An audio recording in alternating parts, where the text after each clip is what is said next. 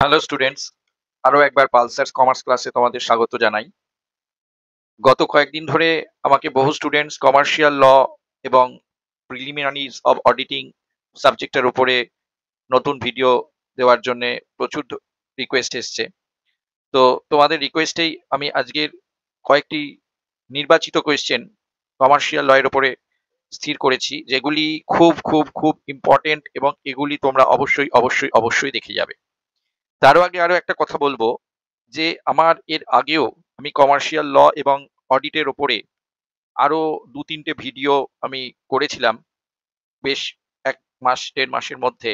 সেই ভিডিওগুলিও কিন্তু অবশ্যই তোমরা দেখে যাবে। সেই ভিডিওগুলোই কিন্তু খুব ইম্পোর্টেন্ট আছে। তাই দুবার করে আমি আর ওই ভিডিওগুলো একই কোয়েশ্চেনস রিপিট করছি না। এগুলো কিছু নতুন কোয়েশ্চেনস তোমাদের জন্য নিয়ে এসেছি। আমি এই ভিডিওর ডেসক্রিপশন বক্সে আগের যে আমার ভিডিওগুলো আছে কমার্শিয়াল ল আর প্রিলিমিনারিজ অফ অডিটিং এর উপরে, সেই ডেসক্রিপশন বক্সে এই ভিডিওর ডেসক্রিপশন বক্সে আমি সেই ভিডিওগুলোর লিংক দিয়ে দেবো। তোমরা অবশ্যই কিন্তু সেই আগের ভিডিওগুলো কিন্তু যথেষ্ট গুরুত্ব দিয়ে দেখে যাবে।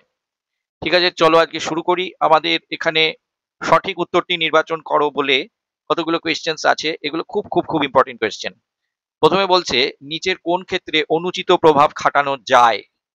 অনুচিত প্রভাব মানে ইংলিশে বলে আনডিউ ইনফ্লুয়েন্স, অর্থাৎ কেউ যদি তোমাকে বুঝিয়ে শুনিয়ে, হ্যাঁ, তোমার থেকে কিছু আদায় করে নেয়, কিছু সম্পত্তি তোমার থেকে নিয়ে নেয়, তো সেগুলোকে অনুচিত প্রভাব বলে।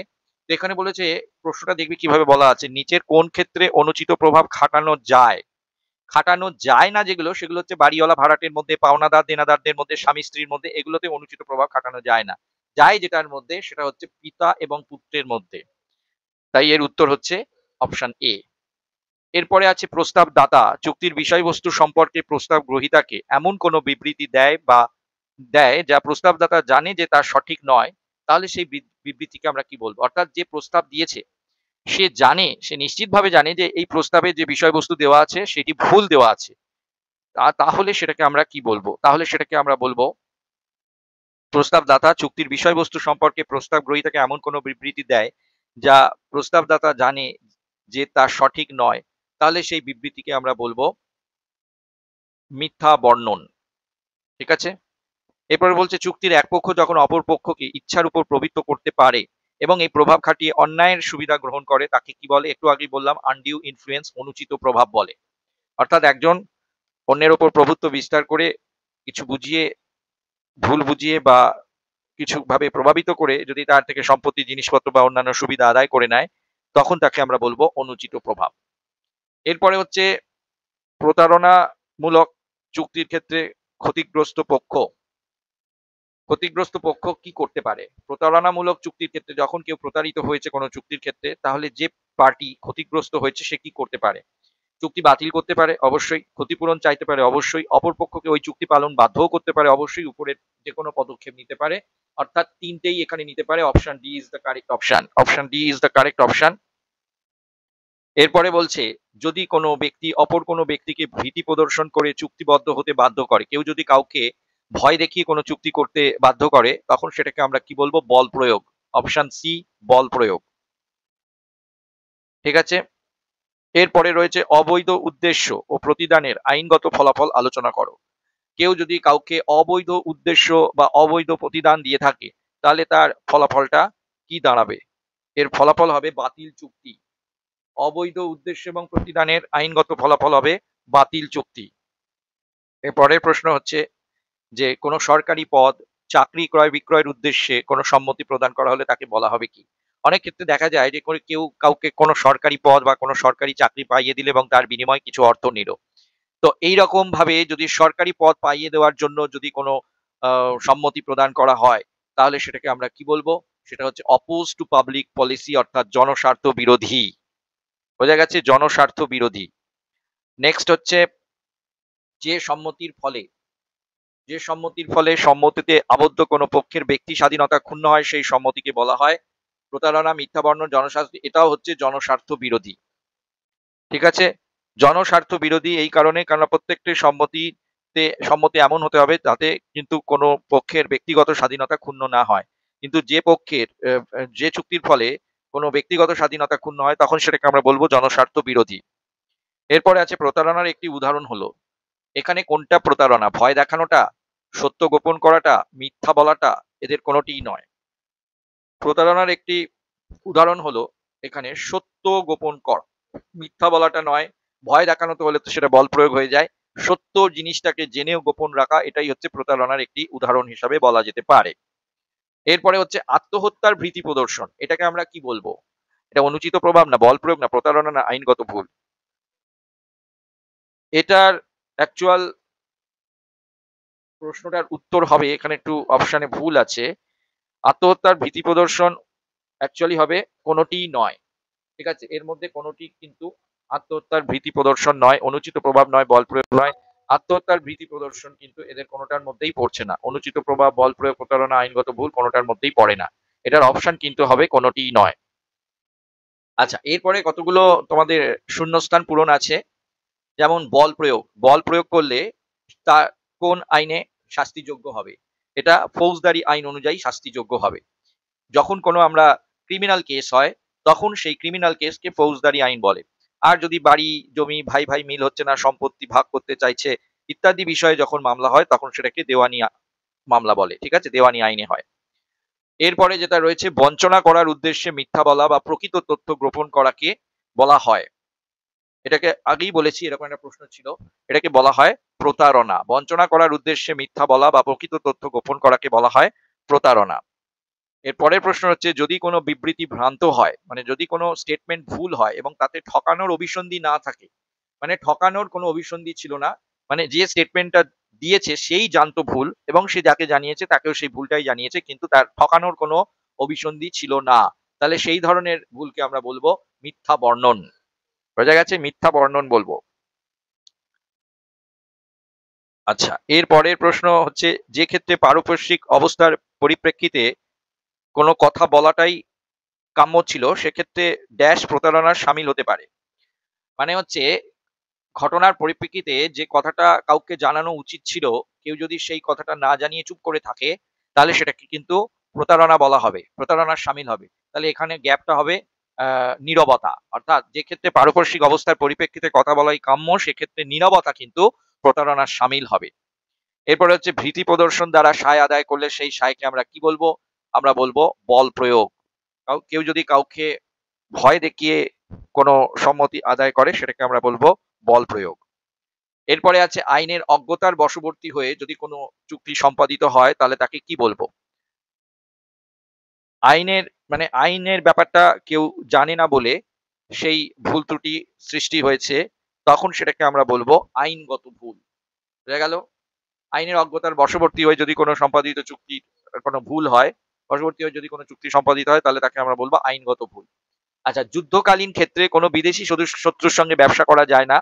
ধরো এখন আমাদের সঙ্গে পাকিস্তানের একটা যুদ্ধ লেগে গেল, তো পাকিস্তান তখন আমাদের কিন্তু বিদেশি শত্রু হয়ে গেল, তখন সেই পাকিস্তানের কোনো লোকের সঙ্গে আমরা ব্যবসা বাণিজ্য করতে পারবো না। তাই বলছে, যুদ্ধকালীন ক্ষেত্রে বিদেশি শত্রুর সঙ্গে ব্যবসাকে কি বলা হবে? জনস্বার্থ বিরোধী বলা হবে, কারণ এটা অপোজ টু পাবলিক পলিসি ধরা হয়। তাই যুদ্ধকালীন অবস্থায় কোনো বিদেশি শত্রুর সঙ্গে আমরা কোনো ব্যবসা বাণিজ্যে লিপ্ত থাকতে পারি না। বোঝা গেছে? এর পরের প্রশ্ন হচ্ছে, কোনো সম্মতি যদি কোনো ব্যক্তিকে ঠকানোর উদ্দেশ্যে হয়ে থাকে, তাহলে সেই সম্মতির উদ্দেশ্য এবং প্রতিদানকে আমরা কি বলবো? বলবো প্রতারণামূলক। কোনো সম্মতি যদি কোনো ব্যক্তিকে ঠকানোর উদ্দেশ্যে হয়ে থাকে, এবং তাহলে সেই সম্মতির উদ্দেশ্য বা প্রতিদানকে আমরা বলবো, মানে ঠকানোর উদ্দেশ্য নিয়ে কিছু করলে সেটাকে আমরা প্রতারণা বলি। এরপর বলছে, বৈধ চুক্তি গঠনে সম্মতির উদ্দেশ্য এবং প্রতিদান উভয়কেই হতে হবে আইনসম্মত। কোনো চুক্তি বৈধ হতে গেলে তার উদ্দেশ্য এবং প্রতিদান দুটোকেই কিন্তু আইনসম্মত হতে হবে, আইন বিরোধী হলে কিন্তু সেটি হবে না। এবারে আরেকটা প্রশ্ন আছে, পদ্মশ্রী সংগ্রহ করে দেওয়ার উদ্দেশ্যে কোনো সম্মতি প্রদান করা হলে, এ ব্যাপারটা কি? ধরো কেউ তোমাকে বললো, আমাকে কিছু পয়সা দাও, আমি তোমাকে পদ্মশ্রী পুরস্কার পাইয়ে দেবো। ঠিক আছে, এটা খুব একটা সম্মানজনক পুরস্কার। তো এইরকম কাউকে কিছু সরকারি সাহায্য পাইয়ে দেবো যেটা সে তার যোগ্য নয়, এরকম কোনো সুযোগ সুবিধা দান করার উদ্দেশ্য নিয়ে কেউ যদি কোনো চুক্তি করে, তাহলে সেটাও কিন্তু জনস্বার্থ বিরোধী চুক্তি হবে। অপোজ টু পাবলিক পলিসি এটা কেউ বলে, খুব ইম্পর্টেন্ট এই অপোজ টু পাবলিক পলিসিটা, এটাও হবে জনস্বার্থ বিরোধী। এর পরের প্রশ্ন আছে, এটা একটা ট্রু ফলস আছে, কতগুলো বাক্য দিয়ে বলা হয়েছে যে এর মধ্যে কোনটা ঠিক বা কোনটা সঠিক লজিক। যেমন বলছে, প্রতারণার মাধ্যমে কোনো চুক্তি সম্পাদিত হলে যে পক্ষ প্রতারিত হয়েছে সে ভারতীয় চুক্তি আইনের 19 ধারা অনুযায়ী যে যে উপায়ে প্রতিকার পেতে পারে তা হলো, একটা হচ্ছে যে প্রতারণার মাধ্যমে চুক্তি সম্পাদিত হলে যে পক্ষ প্রতারিত হয়েছে সেই পক্ষ নীরব থাকতে পারে না, এইটা একটা ফলস আছে। তাকে কিছু একটা করতে হবে, সে কিন্তু নীরব থাকতে পারে না, এইটা কিন্তু ফলস আছে। এটা হচ্ছে ফলস। প্রতারণার মাধ্যমে চুক্তি সম্পাদিত হলে যে পক্ষ প্রতারিত হয়েছে সেই পক্ষ নীরব থাকতে পারে, এটা ফলস। প্রতারণার মাধ্যমে চুক্তি সম্পাদিত হলে যে পক্ষ প্রতারিত হয়েছে সেই পক্ষ ইচ্ছা করলে চুক্তিটি বাতিল করতে পারে, ইয়েস, সে ইচ্ছে করলে কিন্তু চুক্তিটা বাতিল করে দিতে পারে, এটা ট্রু আছে।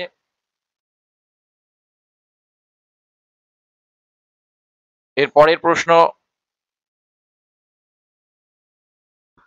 চুক্তির জন্য যে পক্ষ প্রতারিত হয়েছে সেই পক্ষ অপর পক্ষের কাছে ক্ষতিপূরণ দাবি করতে পারে, হ্যাঁ অবশ্যই ক্ষতিপূরণ সে দাবি করতে পারে, এটাও ট্রু আছে। আর প্রতারিত পক্ষ চুক্তিটি মেনে নিয়ে ওই চুক্তিটি কার্যকর করার জন্য অপর পক্ষকে বাধ্য করতে পারে, হ্যাঁ সেটাও করতে পারে, এটাও ট্রু আছে। তাহলে আমরা এখানে দেখতে পাচ্ছি 1 নম্বরটা ফলস আর বাকি 3টে হচ্ছে ট্রু। এটা কোন অপশনে আছে দেখো, 1 নম্বরটা ফলস কিন্তু বাকি 3টে হচ্ছে ট্রু রয়েছে। এখানে দেখতে পাচ্ছি option D, option D is the right option, কেননা 2, 3, 4 সত্য, এক একটা মিথ্যা। ঠিক আছে, এরপরে এরকম আরেকটি কোশ্চেন আছে যে ভারতীয় চুক্তি আইনের 10 ধারায় বলা হয়েছে বৈধ চুক্তি গঠন করতে হলে যে চুক্তি সংশ্লিষ্ট পক্ষের মধ্যে স্বেচ্ছা প্রদত্ত সায় থাকতে হবে।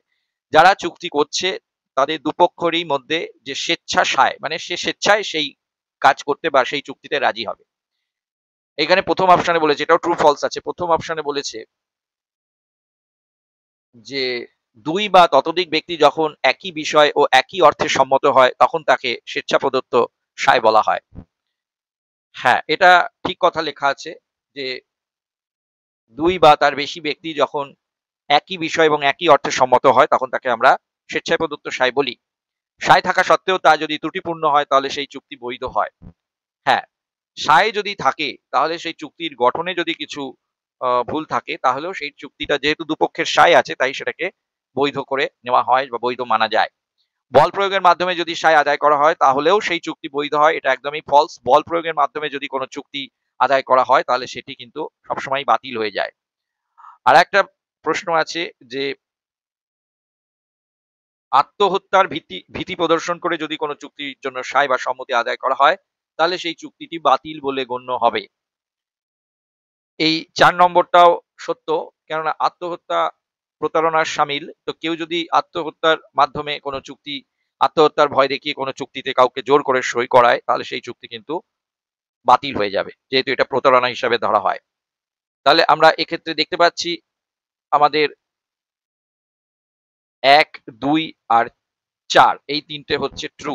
অপশন বি তে দেখো 1, 2 আর 4 হচ্ছে সত্য, 3টা হচ্ছে মিথ্যা। বোঝা গেছে? এরপরে বলছে চুক্তিবদ্ধ পক্ষগুলির, এটাও একটা ট্রু ফলস আছে, চুক্তিবদ্ধ পক্ষগুলির মধ্যে যদি এমন সম্পর্ক বজায় থাকে যে এক পক্ষ অপর পক্ষের ইচ্ছার উপর প্রভাব বিস্তার করতে পারে এবং সেই প্রভাবকে কাজে লাগিয়ে চুক্তিতে আবদ্ধ হয়ে অপর পক্ষের কাছে অন্যায়ভাবে কোনো সুবিধা গ্রহণ করতে পারে, তাহলে তাহলে সেই চুক্তিকে বল প্রয়োগ দ্বারা সম্পাদিত চুক্তি বলে না। এই ধরনের চুক্তিকে বল প্রয়োগ দ্বারা চুক্তি কিন্তু বলে না। সুতরাং এটা কিন্তু ফলস লেখা আছে, আমি এফ লিখে দিলাম, বল প্রয়োগ দ্বারা চুক্তি একে বলে না।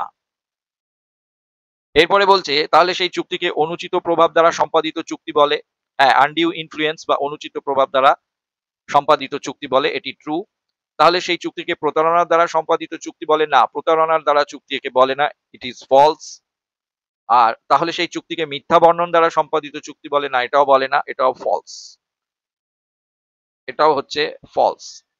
তাহলে আমরা দেখতে পাচ্ছি এইখানে শুধুমাত্র 2 নম্বরটি সত্য আর বাকিগুলো কিন্তু 1, 3, 4 কিন্তু মিথ্যা। তাহলে যে অপশন আমরা দেখতে পাচ্ছি অপশন সি 2 নম্বরটা সত্য আর 1, 3, 4 হচ্ছে কিন্তু মিথ্যা। বোঝা গেছে?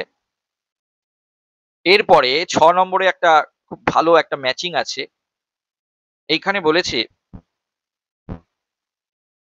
যে সমস্ত কাজ দেশের বা সমাজের সাধারণ মানুষের পক্ষে ক্ষতিকারক হয় তাকে বলে, একে বলা হয় জনস্বার্থ বিরোধী কাজ।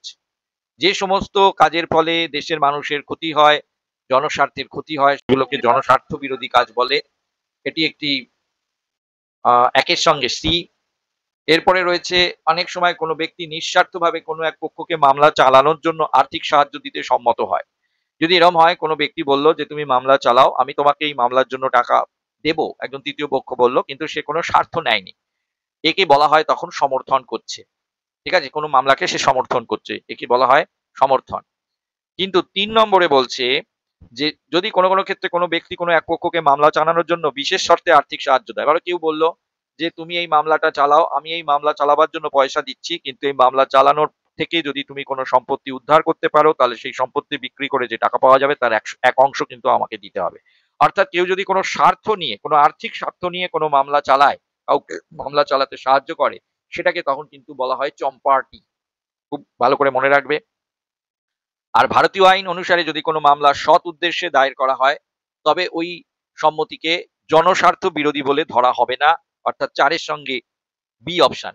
তাহলে আমরা এখানে দেখতে পাচ্ছি অপশন বি টা হচ্ছে কারেক্ট, যেখানে ১ এর সঙ্গে সি আছে, ২ এর সঙ্গে ডি আছে, ৩ এর সঙ্গে এ আছে, আর ৪ এর সঙ্গে বি আছে। এরপরে আরেকটা কোয়েশ্চেন, এরকম এমসিকিউ আরেকটা স্তম্ভ আছে, যেখানে বলছে বৈধ চুক্তির একটি আবশ্যিক উপাদান হলো, বৈধ চুক্তির একটি আবশ্যিক উপাদান হলো চুক্তির উদ্দেশ্য এবং প্রতিদানের বৈধতা থাকতে হবে। ১ এর সঙ্গে ডি। চুক্তি বাতিল বলে কখন গণ্য হবে? যদি সম্মতি সম্মতির প্রতিদানের উদ্দেশ্য প্রতারণামূলক হয়, তাহলে চুক্তি কিন্তু বাতিল হয়ে যাবে। ৩ নম্বরে বলছে যদি চুক্তির উদ্দেশ্য এবং প্রতিদান আইন দ্বারা নিষিদ্ধ হয়, তখন সেটাকে বলছে সেই সম্মতি অবৈধ বলে গণ্য হবে। আর দেশের, সমাজের কিংবা জনগণের মঙ্গলের জন্য যে কাজ করা হয় তাকে বলা হয় জনস্বার্থমূলক কাজ। তাহলে এখানে আমরা দেখতে পাচ্ছি option A is the right option. ১ এর সঙ্গে ডি যাচ্ছে, ২ এর সঙ্গে এ যাচ্ছে, ৩ এর সঙ্গে বি যাচ্ছে, আর ৪ এর সঙ্গে সি যাচ্ছে। এই যে টপিকের উপরে এই কোয়েশ্চেন্স গুলো সিলেক্ট করা হয়েছে, এই টপিক গুলো বা এই বিষয়গুলো তোমরা ভালো করে পড়বে এবং এই কোয়েশ্চেন্স গুলো তোমরা অবশ্যই খুব ভালো করে দেখে যাবে। এবং তার সাথে আমি আগের যে ভিডিওগুলো দিয়েছি সেই ভিডিওর যে লিঙ্ক আমি এই ভিডিওর ডেসক্রিপশন বক্সে দিয়ে দেবো, সেটাও কিন্তু তোমরা অবশ্যই দেখবে, অবশ্যই দেখবে। আশা করছি আমার এই ভিডিওটি তোমাদের ভালো লাগলো এবং তোমরা ভিডিওটি থেকে অবশ্যই উপকৃত হবে। আজ এই বলেই আমার এই ভিডিওটি কমপ্লিট করলাম। ধন্যবাদ।